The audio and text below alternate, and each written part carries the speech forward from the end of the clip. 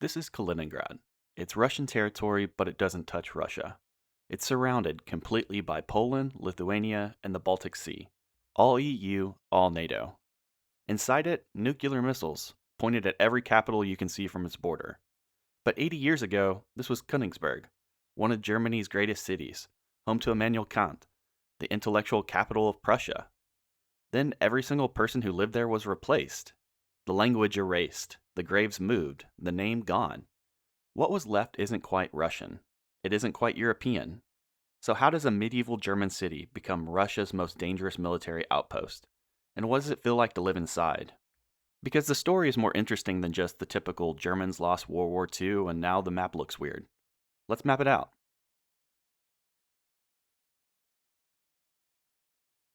To understand how a piece of Russia ended up floating inside Europe, we need to go back, way back. We're going to 1250. There's a group of German crusaders called the Teutonic Knights, and they have a problem. They started out fighting in the Middle East, which was the fashionable thing to do in the 1200s. But the Crusades aren't going great. They need a new purpose.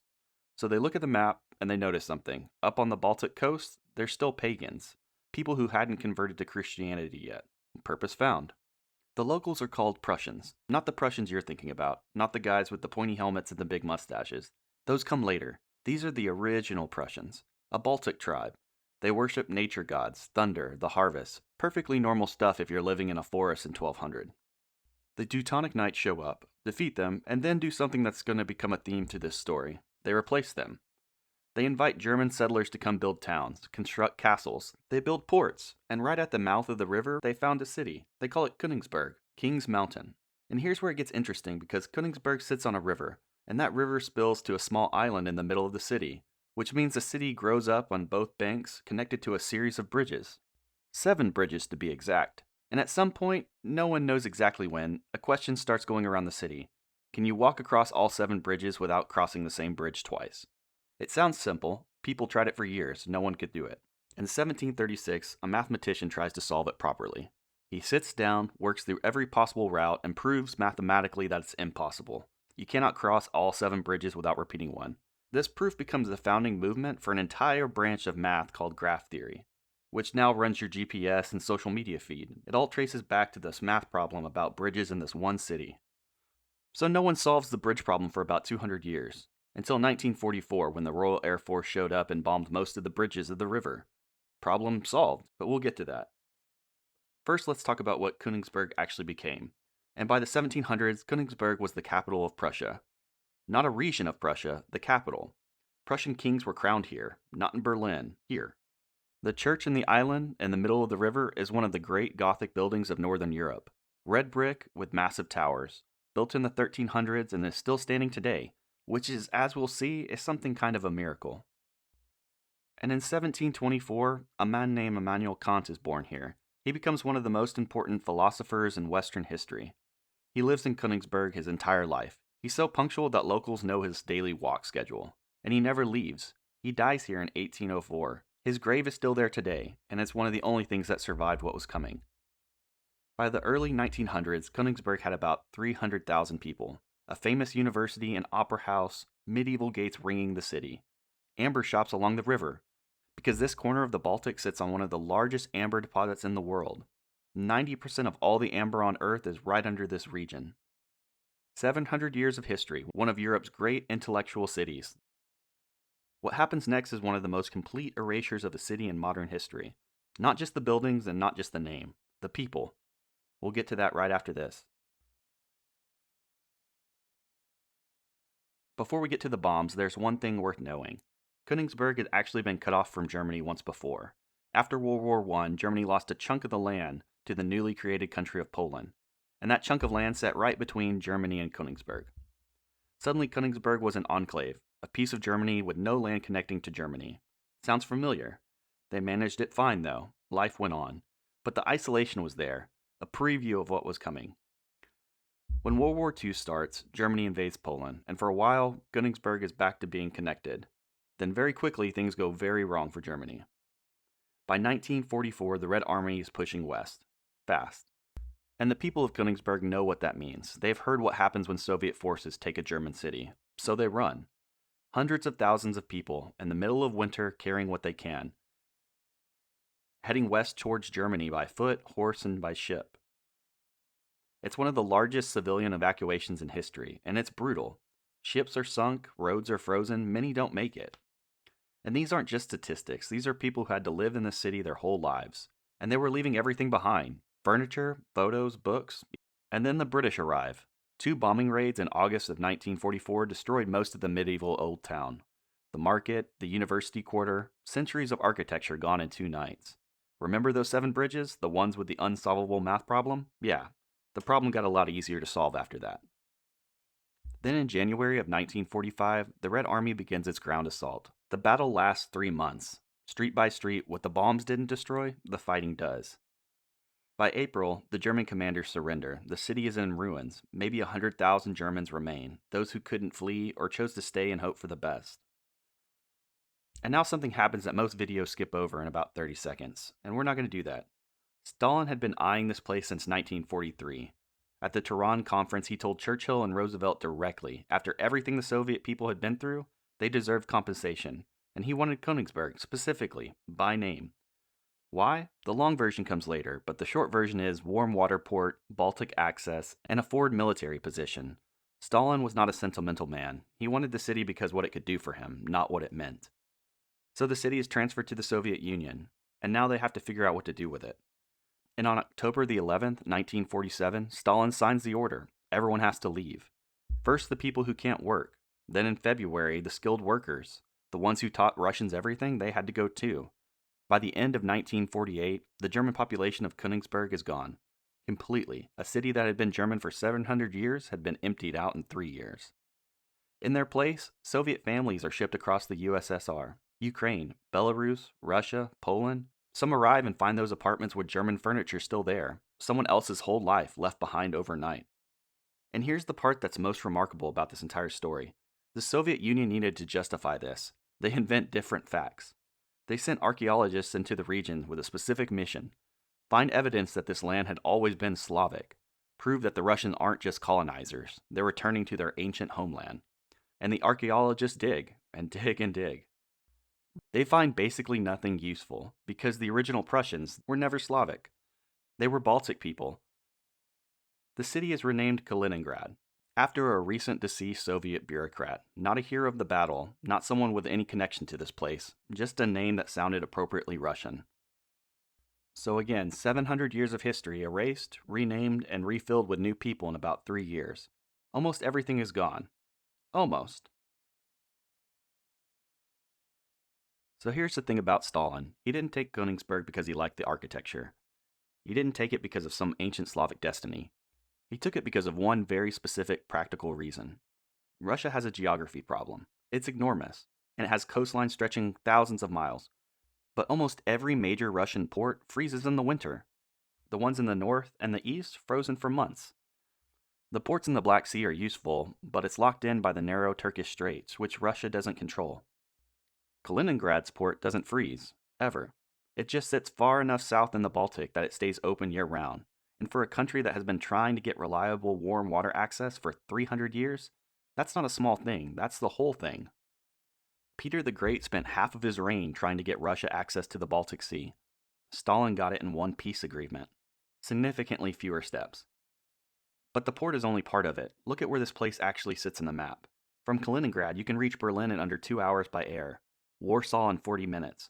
Stockholm, Copenhagen, Helsinki, every major Northern European capital is right there. During the Cold War, Soviet missiles were stationed in Kaliningrad, and NATO knew it, the Americans knew it, everyone knew it. And everyone left it alone, because what were you going to do about it? Now here's the part that sounds like something from a strategy game, but is completely real. Between Kaliningrad in the west and Belarus in the east, there's a gap. A strip of land about 65 miles wide. It connects Poland to Lithuania. It's called the Suwalki Gap. If Russia ever closed that gap, if they pushed forces between Kaliningrad and Belarus, those 3 countries would be physically cut off from NATO. No land route in, no land route out. So it's kind of a vulnerable point for NATO. 65 miles of road and farmland that determine whether 3 countries can be defended or not. That's why when the Soviet Union fell and 15 new countries appeared on the map, Kaliningrad just stayed. No one seriously argued otherwise. Because some real estate is too valuable to give up, even when everything around it changes. But what the strategy maps don't show you is that someone still had to actually build a city here. And that's where things get genuinely and most impressively weird. So the war is over, the Germans are gone. The new Soviet residents are moving in, and someone in Moscow looks at Kaliningrad and thinks, right, we need to build a new city here. They have a vision: wide boulevards, historic public squares, big apartment blocks. It's a great plan, except one small problem: there's no money. The Soviet Union is rebuilding half of Europe at the same time, and Kaliningrad is at the bottom of the list. So for years, actual years, the ruins just sit there. They do find one thing useful for them. Soviet filmmakers discovered that Kaliningrad's bombed out streets are perfect for war movies, cheaper than building sets. So throughout the late 1940s and into the 1960s, multiple Soviet films about World War II are shot in the actual ruins of Kaliningrad. Which is one way to use real estate, I suppose. Eventually, the housing gets built, the typical Soviet blocks. It's the same fast, cheap housing all across the USSR. They're not beautiful, the insulation is famously terrible, but they're real apartments with running water and your own front door. For families who had been living in barracks and temporary housing, this felt like an upgrade. But everywhere the new residents look, the old city keeps peeking through. 7 neo-Gothic gates still ring the city. Medieval brick fortifications sitting in the Soviet apartment blocks look like something from a different dimension, which in a way they are. And then there's the castle. Right in the middle of the city, the ruins of Königsberg Castle are still standing. Damaged in the war and still structurally there, it's still very much present, but it creates a problem, because no one can agree what to do with it. The debate goes on for 20 years. Finally, in 1968, they tear it down. And in its place, they're going to build something magnificent, a gleaming modern headquarters for the regional government, and they call it the House of the Soviets. 20 stories high, massive and modern, construction begins, and almost immediately something goes wrong. The building starts sinking, because underneath the castle ruins, underneath what they're trying to build, the ground is completely unstable. The foundations can't hold the building. And there it sits for decades, a 28-story concrete shell, empty and unfinished, right in the center of the city. Locals take one look at it and give it a nickname: the buried robot. I can see it, because it looks exactly like a robot sticking its head out the ground. Locals call it something else: the revenge of the Prussians. You demolish the castle to build a monument to the future, and the future just kind of sank into the past. Kaliningrad is this strange layered thing. Soviet housing next to Gothic gates, next to sinking brutalist tower, next to the medieval cathedral, next to the amber market. No single identity, no clean story, just layers. And then overnight, everything changes again. The USSR collapses. 15 new countries appear on the map, and Kaliningrad wakes up one morning completely surrounded. It had been a closed Soviet military city for about 45 years, and now it's an island. 1 million people, technically Russian, physically in Europe, were surrounded by countries that were about to join NATO and the EU. And the question that no one had really thought to ask was, who exactly are these people, and what does it feel like to live there? So Kaliningrad wakes up as an island. Now if you want to go to Russia, you have to cross 2 foreign countries, show your passport twice to get from one part of your country to the other part of your own country. People in Kaliningrad, when they're talking about traveling to Moscow, they say, I'm going to Russia. A journalist once pointed this out to a local man, noted that he was technically already in Russia, and the man laughed. The twist is, and I love this part, more than 70% of Kaliningrad residents own a passport, and the national average is under 30%. If you think about it, these are some of the most well-traveled Russians in the entire country. Not because they're wealthy, because they're right there. Europe is literally next door. And walking through the city itself is a strange experience. A Russian travel blogger describes it as channel surfing. You're walking down the street and it's a Soviet apartment block, Gothic gate, German bakery, Soviet war memorial, amber shop, castle ruin, Lithuanian supermarket. Russian, German, all in one city. German-style baking is everywhere: pretzels, gingerbread. A local specialty is called Konigsberg marzipan, originally sold in pharmacies as a remedy for headaches and mental disorders, which honestly still sounds useful.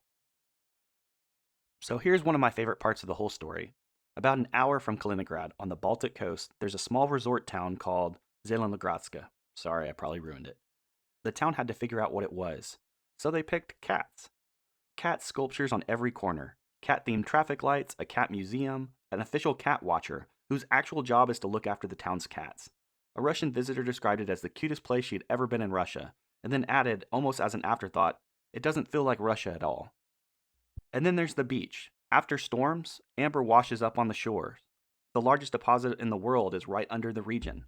Ancient resin from trees that stopped existing millions of years ago. without the mosquitoes that make dinosaurs. And yes, you can rename the city, you can deport the people, and you can demolish a castle and build a robot on top of it. But the amber keeps coming back, every storm, every morning, and it's still there.